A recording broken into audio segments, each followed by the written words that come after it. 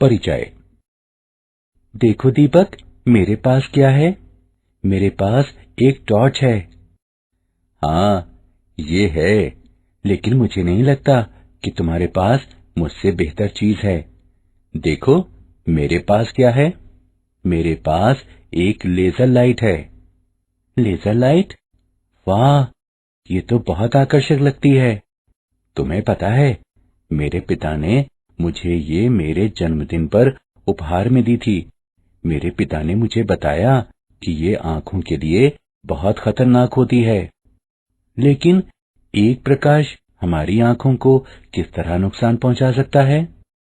वास्तव में यह संकीर्ण आवृत्ति वाला प्रकाश होता है तथा इसका प्रयोग भौतिकी के क्षेत्र में किया जाता है। क्या तुम मुझे इस बारे में और अधिक बता सकते हो? हाँ हाँ, बिल्कुल। बच्चों, इस पाठ में आप विकिरण तथा द्रव्य की द्वैत प्रकृति के बारे में सीखेंगे। उद्देश्य: इस पाठ के अंत में आप निम्न करने में सक्षम हो जाएंगे। इलेक्ट्रॉन उत्सर्जन का वर्णन करना, प्रकाश वैद्युत प्रभाव का वर्णन करना, प्रकाश के तरंग सिद्धांत पर चर्चा करना, आइंस्टीन के प्रकाश वैद्युत समीकरण को स्पष्ट करना, फोटॉन की ऊर्जा ज्ञात करना, प्रकाश की कणीय प्रकृति का वर्णन करना, द्रव्य की तरंग प्रकृति का वर्णन करना, हेजनबर्ग के सिद्धांत का उल्लेख करना, डेविसन तथा जर्मर के प्रयोग का वर्णन करना। इलेक्ट्रॉन उत्सर्जन। धातुएं कहलाने वाले कुछ ठोसों में बाहरी कक्षाओं में इलेक्ट्रॉन अपने मातृ परमाणु से इतनी शिथिलता पूर्वक बंधे होते हैं कि वे एक परमाणु से अन्य परमाणु में आसानी से जा सकते हैं और ठोस में विचरण कर सकते हैं। ये इलेक्ट्रॉन मुक्त इलेक्ट्रॉन कहलाते हैं क्योंकि ये ठोस के अंदर स्वतंत्र होते हैं। हालांकि ये अपने आप ठोस से बाहर नहीं निकल सकते। ये मुक्त इलेक्ट्रॉन धातु पृष्ठ के भीतर आयनों के आकर्षण और पृष्ठ बलों द्वारा रोक कर रखे जाते हैं। अतः इलेक्ट्रॉनों को धातु पृष्ठ से बाहर निकालने के लिए एक निश्चित न्यूनतम ऊर्जा की आवश्यकता होती है। इलेक्ट्रॉन को धातु पृष्ठ से बाहर उत्सर्जित कराने के लिए आवश्यक ऊर्जा की न्यूनतम मात्रा धातु का कार्यफलन φ0 कहलाती है। धातु पृष्ठ से इलेक्ट्रॉन उत्सर्जन के लिए आवश्यक ये न्यूनतम ऊर्जा कार्यफलन धातु में निम्न में से किसी तरीके से आपूर्ति की जा सकती है। क्षेत्र उत्सर्जन। प्रबल विद्युत क्षेत्र लगाने से इलेक्ट्रॉनों को धातु पृष्ठ से बाहर निकाला जा सकता है। तापायनिक उत्सर्जन। धातु को गर्म करने पर मुक्त इलेक्ट्रॉनों द्वारा पर्याप्त तापीय ऊर्जा प्राप्त की जाती है जिससे वे धातु पृष्ठ के आकर्षण बल से मुक्त हो जाते हैं। प्रकाश विद्युत उत्सर्जन। प्रकाश के रूप में ऊर्जा की आपूर्ति किए जाने पर भी धातु से मुक्त इलेक्ट्रॉन निकाले जा सकते हैं। प्रकाश विद्युत प्रभाव।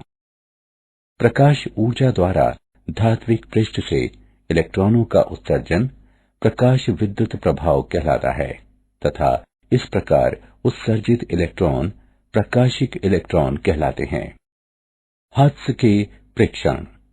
स्फुलिंग विसर्जन विधि से विद्युत चुंबकीय तरंगों को उत्पन्न करने वाला एक प्रयोग करते समय हर्ट्ज ने प्रेक्षण किया कि कैथोड को किसी आर्क लैंप से पराबैंगनी प्रकाश द्वारा प्रदीप्त करने पर धातु इलेक्ट्रोडों के पार उच्च वोल्टता स्फुलिंग अधिक हो जाता है। हर्ट्ज अपने प्रेक्षणों की व्याख्या नहीं कर सका, लेकिन अन्य वैज्ञानिकों ने ये किया। उन्होंने बताया कि धातु की प्लेट से इलेक्ट्रॉनों के उत्सर्जित होने के कारण उच्च आवृत्ति वाले प्रकाश का आपतित होना है। ये प्रकाश विद्युत प्रभाव कहलाया। हाल-वॉक्स तथा लिनार्ड के प्रेक्षण। फिलिप लिनार्ड ने अवलेखित किया कि जब दो धातु प्लेटें, जो इलेक्ट्रोड कहलाती हैं, उससे घिरी एक निर्वातित कांच की नली में उत्सर्जक पट्टिका पर पराबैंगनी विकिरण आपतित किया जाता है तो परिपथ में धारा प्रवाहित होती है। इन प्रेक्षणों ने इंगित किया कि जब उत्सर्जक पट्टिका पर पराबैंगनी विकिरण आपतित होता है तो इससे इलेक्ट्रॉन बाहर निकलते हैं, जो एनोड पट्टिका की ओर आकर्षित होते हैं। निर्वातित कांच नलिका से इलेक्ट्रॉन प्रवाह परिपथ पूर्ण कर देता है और परिपथ में धारा प्रवाहित होने लगती है। तब लिनार्ड और हॉलबॉक्स ने एक जिंक पट्टिका तथा एक विद्युत दर्शी लेकर इस बारे में आगे और प्रयोग किए। जिंक पट्टिका को एक विद्युत दर्शी से जोड़ा गया। उन्होंने ये प्रेक्षित किया, जब एक अनावेशित जिंक पट्टिका को पराबैंगनी प्रकाश से किरणित कराया जाता है तो जिंक पट्टिका में धनावेश उत्पन्न हो जाता है। जब एक धनावेशित जिंक पट्टिका को पराबैंगनी प्रकाश से किरणित कराया जाता है तो पट्टिका का धनावेश बढ़ जाता है। जब एक ऋणावेशित जिंक पट्टिका को पराबैंगनी प्रकाश से किरणित कराया जाता है तो जिंक पट्टिका का आवेश समाप्त हो जाता है। इन सभी प्रेक्षणों से पता चला कि जब पराबैंगनी प्रकाश जिंक पट्टिका पर आपतित होता है तो ऋणावेशित कण अर्थात इलेक्ट्रॉन उत्सर्जित होते हैं। मूल्यांकन। आइए आगे बढ़ने से पहले देखें कि आपने कितना सीखा। निम्न का मिलान करें।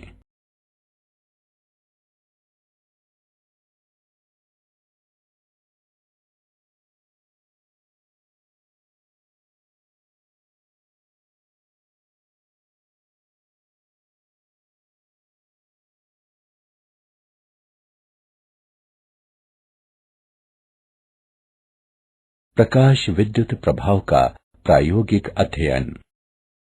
उपकरण एवं परिपथ। नली में दो इलेक्ट्रोड P और Q हैं तथा पाश में क्वार्ट्ज गवाक्ष है, जिससे प्रयोग के समय पराबैंगनी किरणें पार हो जाती हैं। गवाक्ष के सामने विकिरण का एक स्रोत इस तरह उपयुक्त रूप में रखा गया है कि विकिरण Q पर आपतित होता है। P और Q शून्य केंद्र के साथ एक वोल्ट मीटर से जुड़े हैं। आवश्यक वोल्टता प्रदान करने के लिए हम एक उच्च वोल्टता वाली बैटरी B को विभव विभाजक व्यवस्था Mn पर कुंजी K के साथ संयोजित करते हैं।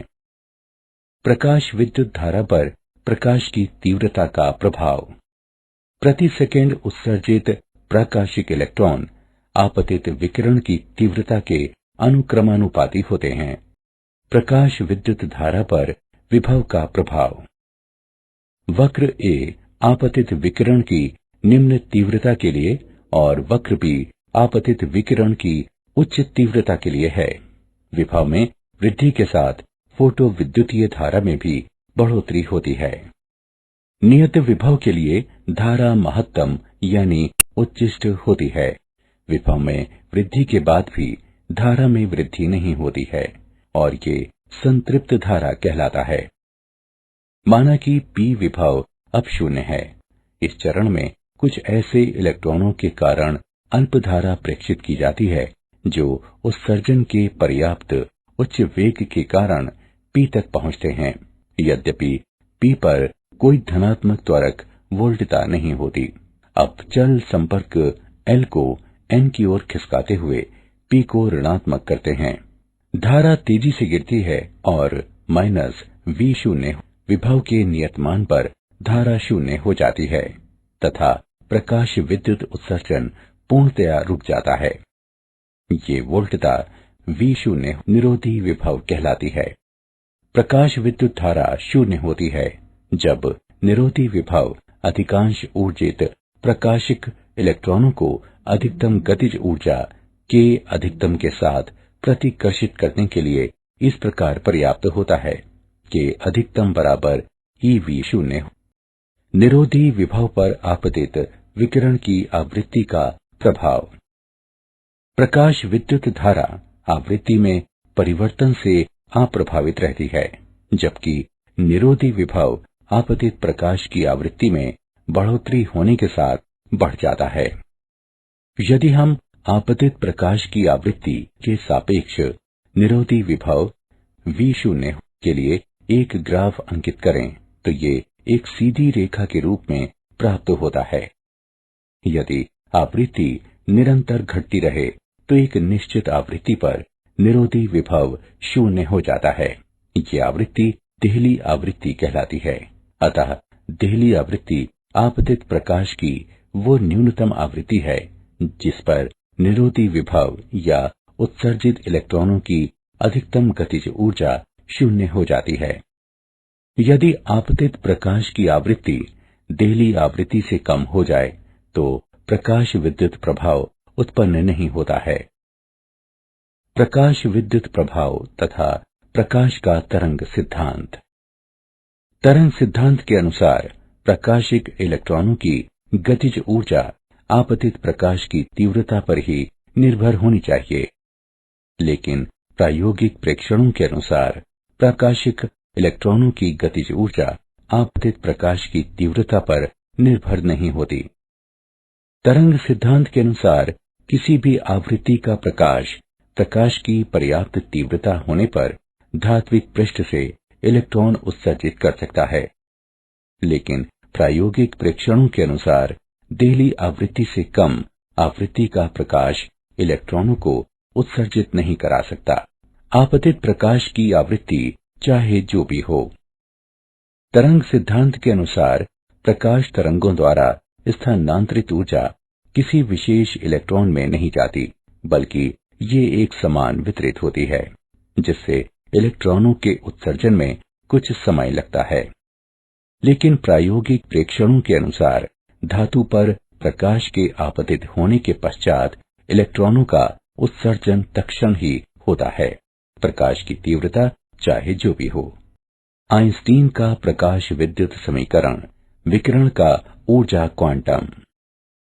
प्रकाश ऊर्जा के छोटे बंडलों के रूप में प्रसारित होता है जो क्वांटा या फोटॉन कहलाते हैं। प्रत्येक फोटॉन की ऊर्जा h न्यू होती है, जहां न्यू प्रकाश की आवृत्ति तथा h प्लांक का स्थिरांक है। h का मान 6.62 गुणे 10 की घात -34 जूल सेकेंड होता है। यदि इलेक्ट्रॉन फोटॉन से उससे अधिक मात्रा में ऊर्जा अवशोषित करता है, जितनी ऊर्जा धातु के पृष्ठ से बाहर निकल जाने के लिए आवश्यक होती है फाई 0, तो इलेक्ट्रॉन अधिकतम गतिज ऊर्जा से उत्सर्जित होता है। K अधिकतम बराबर h न्यू माइनस फाई 0। ये समीकरण आइंस्टीन का प्रकाश विद्युत समीकरण कहलाता है। महत्वपूर्ण बिंदु, धातु के पृष्ठ से इलेक्ट्रॉन के उत्सर्जन के लिए h न्यू फाई 0 से अधिक है। ये दर्शाता है कि कार्यफलन फाई 0 जितना अधिक होगा, इलेक्ट्रॉन उत्सर्जित करने के लिए आवश्यक देहली आवृत्ति भी उतनी ही अधिक होगी। उपलब्ध फोटॉनों की संख्या जितनी अधिक होगी, उतनी अधिक संख्या में इलेक्ट्रॉन फोटॉनों से ऊर्जा अवशोषित करेंगे और इस तरह से धातु के पृष्ठ से उत्सर्जित होने वाले इलेक्ट्रॉनों की संख्या भी उतनी ही अधिक होगी। हम जानते हैं कि K अधिकतम बराबर eV0 और K अधिकतम बराबर h न्यू माइनस फाई 0। इसलिए h न्यू माइनस फाई 0 बराबर eV0, V0 बराबर h बटे E गुणे न्यू माइनस फाई 0 बटे E। यदि हम न्यू को x अक्ष पर तथा K अधिकतम को y अक्ष पर लेते हुए न्यू और V0 के बीच एक ग्राफ अंकित करें तो ग्राफ एक सीधी रेखा के रूप में होगा, क्योंकि समीकरण y बराबर mx प्लस c के रूप में है। रेखा m का ढाल बराबर h बटे E, जो कि एक सार्वत्रिक नियतांक है। उदाहरण, यदि 4950 एंगस्ट्रॉम तरंग दैर्ध्य का प्रकाश फोटॉनों के संतत प्रवाह के रूप में देखा जाए तो ईवी में प्रत्येक फोटॉन की ऊर्जा कितनी होगी? दिया है प्लांक का स्थिरांक h बराबर 6.6 गुणे 10 की घात -34 जूल प्रति सेकंड। हल, फोटॉन की ऊर्जा निम्न द्वारा ज्ञात की जा सकती है। E बराबर h न्यू। E बराबर h c बटे लैम्डा। इसे समीकरण 1 माने। c प्रकाश की चाल है जो 3 गुणे 10 की घात 8 मीटर प्रति सेकंड है। समीकरण 1 से E बराबर 6.6 गुणे 10 की घात -34 गुणे 3 गुणे 10 की घात 8 बटे 4950 गुणे 10 की घात -10 जूल। हल करने पर हम पाते हैं कि E बराबर 4 गुणे 10 की घात -19 जूल। इसे EV में व्यक्त किया जा सकता है। E बराबर 4 गुणे 10 की घात -19 बटे 1.6 गुणे 10 की घात -19 EV। E बराबर 2.5 EV। प्रकाश की कणीय प्रकृति, फोटॉन। प्रकाश विद्युत प्रभाव आइंस्टीन के प्रकाश के क्वांटम सिद्धांत को समर्थित करता है, जिसके अनुसार द्रव्य से अन्योन्य क्रिया में प्रकाश ऊर्जा के बंडलों की भांति व्यवहार करता है। प्रत्येक बंडल एक फोटॉन कहलाता है। प्रकाश के फोटॉन चित्रण को निम्नानुसार संक्षेपित किया जा सकता है। जब विकिरण द्रव्य से अन्योन्य क्रिया करता है तो ये इस प्रकार व्यवहार करता है जैसे कि ये फोटॉन कहलाने वाले कणों से बना हुआ हो। न्यू आवृत्ति तथा लैम्डा तरंगदैर्ध्य वाले प्रत्येक फोटॉन की ऊर्जा E बराबर h न्यू बराबर h c बटे लैम्डा। फोटॉन का संवेग P बराबर h न्यू बटे c बराबर h बटे लैम्डा, जहां c प्रकाश की चाल है। दी गई आवृत्ति के सभी फोटॉनों की समान ऊर्जा E बराबर h न्यू होती है। फोटॉन वैद्युतिक रूप से उदासीन होते हैं, इसलिए वे विद्युत तथा चुंबकीय क्षेत्रों द्वारा विक्षेपित नहीं होते। फोटॉन इलेक्ट्रॉन अन्योन्य क्रिया में कुल ऊर्जा एवं कुल संवेग संरक्षित रहते हैं।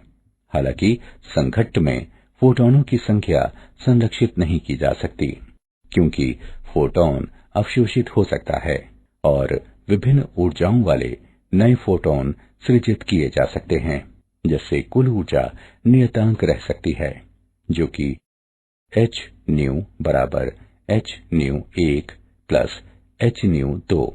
द्रव्य की तरंग प्रकृति। सन 1924 में लुईस दे ब्रॉगली ने प्रस्तावित किया कि पदार्थों के गतिमान कण तरंगों की भांति व्यवहार करते हैं तथा पदार्थों के कणों से संबद्ध तरंगदैर्ध्य को लैम्डा बराबर h बटे p बराबर h बटे mv द्वारा व्यक्त किया जा सकता है, जहां p बराबर mv गतिमान कण का रैखिक संवेग है। ये दे ब्रॉगली परिकल्पना कहलाती है। फोटॉन का संवेग है p बराबर h बटे लैम्डा। ये देता है तरंगदैर्ध्य लैम्डा बराबर h बटे p। इसलिए दे ब्रॉगली ने प्रस्तावित किया दे ब्रॉगली तरंगदैर्ध्य लैम्डा बराबर h बटे p बराबर h बटे mv। यदि k द्रव्य कणों की गतिज ऊर्जा है तो संवेग p तथा गतिज ऊर्जा k के बीच संबंध निम्नवत होगा। k बराबर 1/2 mv वर्ग बराबर 1/2 गुणे m गुणे p बटे m वर्ग बराबर p वर्ग बटे 2m या p बराबर 2mk का वर्गमूल। अतः दे ब्रॉगली तरंगदैर्ध्य लैम्डा बराबर h बटे 2mk का वर्गमूल, ये समीकरण 1 है। यदि v वोल्ट इलेक्ट्रॉन का त्वरक विभव है तो k बराबर eV। समीकरण 1 से लैम्डा बराबर h बटे वर्गमूल 2meV। m, e और h के मानों को प्रतिस्थापित करने पर हम पाते हैं कि लैम्डा बराबर 12.27 बटे v एंगस्ट्रॉम का वर्गमूल। उदाहरण 5 किलोवाट विभव से त्वरित इलेक्ट्रॉनों से संबद्ध दे ब्रोगली तरंगदैर्ध्य की गणना करें। हल दिया है V बराबर 5 किलोवोल्ट बराबर 5000 वोल्ट। नीचे दिए गए सूत्र से हम दे ब्रोगली तरंगदैर्ध्य ज्ञात कर सकते हैं। लैम्ब्डा बराबर 12.27 बटे V एंगस्ट्रॉम का वर्गमूल। लैम्ब्डा बराबर 12.27 बटे 5000 एंगस्ट्रॉम का वर्गमूल बराबर 0.173 एंगस्ट्रॉम। तरंग पैकेट। हाइजेनबर्ग के अनुसार किसी द्रव्य कण की स्थिति एवं संवेग को एक ही समय पर एक साथ ठीक ठीक मापना असंभव होता है। स्थिति डेल्टा x तथा संवेग डेल्टा p के समकालिक निर्धारण में अनिश्चितताओं का गुणनफल h कैप होता है, जहां h कैप बराबर h बटे 2 पाई। डेल्टा x गुणे डेल्टा p लगभग h कैप होगा। एक निश्चित तरंगदैर्ध्य की तरंग समस्त दिक् स्थान पर विस्तृत हो सकती है, लेकिन तरंग द्वारा निरूपित इलेक्ट्रॉन समस्त दिक् स्थान नहीं घेर सकता। इसलिए मैक्स बॉर्न द्वारा ये सुझाव दिया गया कि एक द्रव्य कण जैसे कि कोई इलेक्ट्रॉन एकल तरंग के समतुल्य नहीं होता, बल्कि ये तरंग पैकेट के समतुल्य होती है, जो अनेक परिवर्तनशील आवृत्तियों वाली तरंगों का अतिव्यापन होता है और परिणामतः एक निश्चित क्षेत्र प्राप्त होता है, जहां तरंगें समपोषी व्यतिकरण करती हैं और इस क्षेत्र में कण के होने की प्रायिकता अधिकतम होती है। यह क्षेत्र तरंग पैकेट कहलाता है। डेविसन तथा जर्मर प्रयोग। दिए गए चित्र में डेविसन तथा जर्मर के प्रयोग की प्रायोगिक व्यवस्था दर्शाई गई है। किसी उच्च वोल्टता ऊर्जा स्रोत बैटरी द्वारा उपयुक्त विभव बटे वोल्टता का प्रयोग करते हुए तंतु द्वारा उत्सर्जित इलेक्ट्रॉनों को ऐच्छिक वेग तक त्वरित किया जाता है। इन्हें एक बेलन, जिसमें अक्ष के समांतर महीन छिद्र होते हैं, उससे पारित करके एक पतले किरण पुंज के रूप में समांतरित कर लिया जाता है। इस पुंज को निकिल क्रिस्टल के पृष्ठ पर डाला जाता है, जो लक्ष्य T कहलाता है, जो आपतित पुंज दिशा के समांतर एक अक्ष पर घूम सकता है। क्रिस्टल के परमाणुओं द्वारा इलेक्ट्रॉन सभी दिशाओं में प्रकीर्णित होते हैं। किसी दिशा विशेष में प्रकीर्णित इलेक्ट्रॉन पुंज की तीव्रता को फैराडे सिलेंडर से मापा जाता है, जो संग्राहक C कहलाता है। संग्राहक को वृत्ताकार मापनी S पर घुमाया जा सकता है और ये सुग्राही गैल्वेनोमीटर से जुड़ा रहता है। गैल्वेनोमीटर में विक्षेप संग्राहक में प्रवेश करने वाले प्रकीर्णित इलेक्ट्रॉन पुंज की तीव्रता के अनुक्रमानुपाती होता है। प्रकीर्णित पुंज की तीव्रता का प्रकीर्णन कोण थीटा के साथ परिवर्तन को विविध इलेक्ट्रॉन ऊर्जाओं के लिए मापा जाता है। दे ब्रोगली संबंध से 54 eV इलेक्ट्रॉनों से संबद्ध दे ब्रोगली तरंगदैर्ध्य भी निर्धारित किया जा सकता है। इसके लिए इलेक्ट्रॉनों को 54V के विभवांतर से त्वरित कराया जाता है। लैम्ब्डा बराबर h बटे p बराबर 1.227 बटे V नैनोमीटर का वर्गमूल बराबर 1.227 बटे 54 नैनोमीटर का वर्गमूल बराबर 0.166 नैनोमीटर। इस प्रकार डेविसन जर्मर प्रयोग द्रव्य कणों की तरंग प्रकृति के बारे में दे ब्रोगली की परिकल्पना का प्रत्यक्ष सत्यापन करता है। या आप जानते हैं, 1905 में अल्बर्ट आइंस्टीन नामक जर्मन मूल के भौतिक विज्ञानी ने प्रकाश वैद्युत प्रभाव का विवेचन किया। 1924 में लुई दे ब्रोगली ने तरंग कण द्वैत प्रकृति पर अपना सिद्धांत प्रस्तुत किया। सारांश। आइए हमने जो कुछ सीखा है उसे संक्षेप में दोहराएं। इलेक्ट्रॉन को धातु पृष्ठ से बाहर उत्सर्जित कराने के लिए आवश्यक ऊर्जा की न्यूनतम मात्रा धातु का कार्यफलन फाई 0 कहलाती है। ऊर्जा की आपूर्ति निम्न 3 प्रकार से की जा सकती है: क्षेत्र उत्सर्जन, तापायनिक उत्सर्जन और प्रकाश विद्युत उत्सर्जन। प्रकाश ऊर्जा द्वारा धात्विक पृष्ठ से इलेक्ट्रॉनों का उत्सर्जन प्रकाश विद्युत प्रभाव कहलाता है तथा इस प्रकार उत्सर्जित इलेक्ट्रॉन प्रकाशिक इलेक्ट्रॉन कहलाते हैं।